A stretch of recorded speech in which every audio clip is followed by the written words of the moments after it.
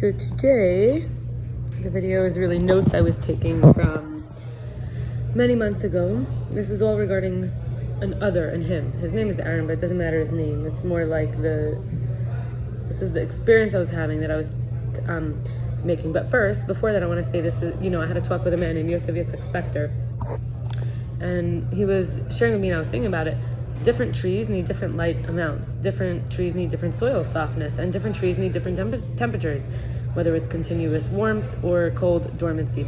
And we thought about the word immunization is like immunization. Like when you have a good imuna, a good faith, then you can have good immunization. So anyway, regarding Aaron, regarding the man, this other, the masculine counterpart that he was in the position of, not necessarily am I saying he's my husband, my future husband, I'm just saying he was in that position of the man, the masculine, and I'm a feminine on the outside versus the internal masculine and feminine. These are things that I felt. I've already taught him enough of my mechanics and how to navigate the sophisticated system to see if he'll use me or enjoy me. Can he use my mind well, or is he a predator of minds? He's wanted me to be or seem to be a crazed, obsessive, lunatic, insistent, bombarding too much, forceful, yapping, chattering, blah, blah, blah, waste from my mouth, needy, unattractive, possessive, not letting him go. These are ways that he spoke to me. Disgusting now when I read it. He's going to see my light, how now, after my shadow was revealed, my past self, will now be seen as brightness, the brightness that it left behind. Because so many times I broke off. I felt, and when I was writing these things, it was because I broke off again and again from him, kept breaking off. So I said, I feel now it's time, this is what I wrote then, I feel now it's time to wean him off of me and let him make a choice about whether me is good and good for him or not. And I'll have to trust that if he can't get enough of me, it'll be clearly differentiable from him not being able to get enough of me, not getting enough of him. In other words, could he not get enough of me, or does he just want me to not get enough of him? Because it was an ego boost that made him feel powerful and not really mutual healthy love that Hashem, God, blesses. I'll have to choose by free choice whether or not I'll let him have the chance to break my trust or not. It's a risk, so before I make that choice, I'll spend a few days from a distance versus abandoning him by blocking him for a week. My phone had broke and I didn't want to use it, and he didn't know that my phone broke. So there was more days he was blocked than there would have been, I think, if the phone had not broken. In fact, I felt it broke because I blocked him, and that was too harsh. So anyway, calculating whether I was calculating then whether the potential profit is worth the surrendering to not being able to get that proof I wanted, that he'll be the best husband for me compared to another man. In terms of furthering my capabilities and capacities, I want someone who can help me be used by Hashem more expertly, an expert at serving Hashem as a man. I like how he speaks. Aaron, he has this like S sound that's not fully on point. A point. It's like soft S, and I wanted to pleasure each other, but I hadn't felt enough effort or interest from him to really try, and that was disappointing and boring and upsetting for me. Maybe I was detoxing from a previous relationship, and he was actually being completely selfless and letting me act out everything that I took on in that previous situation, which was with a man named Natan. And I felt Aaron didn't realize how sweet and sensitive I really am till I stepped away, and he didn't appreciate that I could also be sour, salty, or bitter too.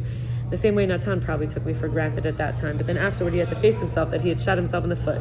Rather than me dodging the bullet like I was a threat, he was pretending to be fighting me off when I was the one who chose to be unarmed. Aaron might actually be my husband, that's why I kept thinking. And I don't know unless he chooses to be totally given over by breaking through and earning my trust by putting his heart out there and taking a risk. He needs me to do the spreadsheet so I could dangle briefly to stimulate him. There was like a spreadsheet he wanted me to do, I never did it. Then I learned a few things with my therapist, similar topics that I don't want to focus on someone who can't or won't meet my needs. For example, considering my feelings. When I fill up my cup and picking up the slack, someone who fills up my cup and this is the kind of company I want on the journey. So, Aaron at least is teaching me what I want. Whoever Aaron is, like as a him, right? As the other, as the man. That I don't want to be putting in so much effort and work for what feels like nothing. And like I said, I wanted someone to fill up my cup and pick up the slack sometimes too. Someone who's ready to do the work also and shows up when they say they're going to, and someone who's proactive and intentional with their communication. Someone who does the circuitry of courtesy, anticipation of the others and the others' needs. Someone who can say sorry and can leave yesterday behind and can be honest when they get hurt. And of course, someone who does reciprocal care, thinks about one another's emotions, preferences, boundaries. And then there was conflict, and I expressed a lot of things to him. And I thought, you know what, instead of expressing it to him, maybe I need to be paying attention to what I'm saying. So I wrote notes on it. When he said he was coming to Crown Heights, and then hours went by, and he never reached out till like 2 o'clock in the morning to say Baruch Hashem. And I'd gotten bananas, tuna, fancy dried pears, bamba, no salt chips, and I ate it all alone. And this was months ago. I wrote this, but my text over the course of 10 p.m. to 4:30 a.m. after speaking to him about 6 p.m. he told me the next day that he had been drinking.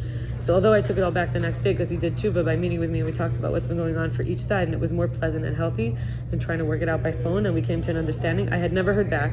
It's already after 10. I guess I misunderstood when you said you're coming into Crown Heights. I thought you wanted to spend some time. Do you expect I'm just sitting around unavailable and I don't need advance notice? I asked you to tell me approximate time and you said this evening, and it's now more night than evening, and you either forgot about me or don't care. It was keeping you in mind with my own plans but of accommodation, but I see I did for someone different than what was done for me. I did for someone else different than what was done for me. You're always looking to disappoint, no matter what context. I'm gonna head shortly to Kalta for some groceries. I have basically no food at home. I didn't eat today for that reason, and they're the only ones open so late, till midnight. I'm leaving my phone at home to charge. I just got home and I saw some friends. These are the texts one after the other, but like I left, I came back, I said I just got home, I saw some friends. I don't think we should keep in contact. I'm glad I didn't see you since this is the kind of person you are. And I just called and saw your phone is not dead. No blessing will come to you based on how you treated me. I want to pause here and say this has been a repeating sort of dynamic with similar kind of stuff. This was a dynamic, this conflict, this constant conflict, this kind of like, I almost feel like I was saying this for months. We spent like 3 or 4 months after I wrote this still having similar kind of conflicts. Things have improved a lot. He's now providing food, and he is more reliable, and he keeps his word, and he doesn't make me feel abandoned. But I wonder what would have happened if I didn't continue with this man after being treated like this that night. I wonder if he would have lost me that night. Anyway, let's continue to see what I said. Still, I don't feel upset or like I gave you the power to hurt me. I just see a loser, unattractive, irresponsible jerk behavior. Yes, fuck you for the disrespect. There's no excuse for not communicating. Abandoning and neglectful behavior is not cool. It's literally showing how desperate you are for control. I think I need to block you again, but not just a short time. You're showing yourself to be really toxic. You're an abusive person. I see clearly you're an asshole. I got you chunk light tuna and water when I asked Hashem if there's anything I should get you. You sacrificed a fish for nothing, because at that time I wasn't eating meat or fish or chicken, and now I do. But so which carbon needs a fish offering? Which offering? You're mean. I don't like you. I don't want to marry you. I was submitting expressions to your preferences, and yet you didn't reciprocate. You're really so empty. You just need to talk and not give, take and not give. You're not a sun. You're a moon. Better I don't waste my time on a man who wants me to supply him by his perversion. Since you no longer have the power to disappoint me, I see we're incompatible. To me, you come across like communication abilities in the low 20s. He's 32. I'm 34. And some basic wisdom is lacking. I'm not impressed, and it became like take it or leave it. Meh. No offense, just I know my value and worth, so goodbye. I don't really wish you well. Also, obviously can't do your spreadsheet based on you're trying to bring down my quality of life rather than enhance the journey. Every second of my life you stole. May you be used and robbed the same way with the same sneering, judgmental vibes. May you be mercilessly taken advantage of. May you be a victim the same way you tried to victimize me. May you be strung along, lied to, mocked exactly the way you're done to me. You asked for a blessing for a wife, but you never forced a woman to be with such an uneducated, but I would never force a woman to be with such an uneducated, traumatized, corrupted man. Based on your treatment of me, I don't even think at this moment that you deserve a wife. A man who deserves Hashem's mercy more and is more grateful and warm and kind and generous probably deserves it more. May people be unnecessarily cruel with you the way you've been with me. May you prepare a feast and no one shows up, because it wasn't just this one night, it was a constant theme. I guess I don't know exactly but this was like the first time we were really going to meet in person after having bumped into each other. May you give your treasure and no one wants it. All this until you do tshuva. May you not have your witness when you need it most. May you be kept in suspense at the worst time, and because someone thinks it's funny to tease you. May you have someone deliberately try to damage your mental health so that they can feel careless for a moment. May you wait day after day for someone who pretends they're coming. May you see your efforts in vain and that you're a glorified cleaner. May you have someone who finds joy in bursting your hope. May you feel the regret of giving benefit of the doubt to many times to the wrong person who is using it against you. May you feel frantic and uncomfortable because someone else wants company for their misery. May you cry tears of the bitterness someone else puts on you. I hope you would never get the opportunity to get close to a woman again after me. You're wicked. And at this point he texted me, Baruch Hashem. So I said, your feet, everything I said will happen to you, and I hope Hashem gives me a front row seat one day to see your suffering and punishment. You're an imposter, chicken feet. For the lack of communication, should you even get to keep your tongue. You're a bad man, and I hope to bad things happen to you. I will be happy when evil befalls you. I thought you were going to be someone that was going to turn out to be someone worth impressing, but I see I was wrong. I'm blocking you now. There's a version of me that definitely would have had you executed for that behavior this evening as a queen. You're lucky it's just blocking you. I don't feel excited by anyone else, and now I'm not excited about you anymore, so I'll return to my life where I'm friends with everyone and no one again, with a few special people. Friends with everyone and no one again.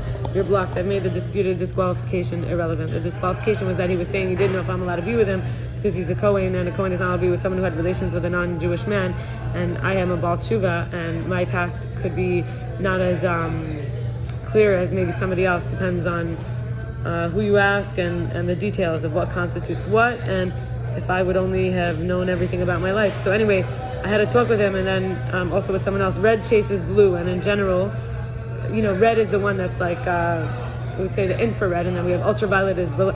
So the red chases the blue, the red goes to the blue, and in general, colors reflect back the color they are not. Like when you see brown, it's absorbing everything except the color brown is reflected back. So what we think it is, like red reflects all but red, yet we call it red. It's like literally not red. So maybe everything I'm seeing in Aaron is everything he's not. Anyway, looking in the dark to see, we become more able to see. Like to be black reflects back no color, and white light transmits all colors. And then I also had this talk with a woman named Ortal. And so I did see Aaron plenty of times after that, and I did curse him out many times after that, and I did forgive him many times after that. And we'll see what happens, okay? All the best. Bye.